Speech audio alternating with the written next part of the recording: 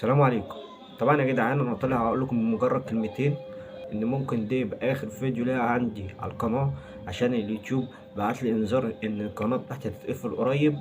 كل ده من مجرد سبب فيديو انا نزلته. مش الفيديو ده مش انا اللي طالع فيه، ده كان واحد تاني هو اللي كان طالع فيه.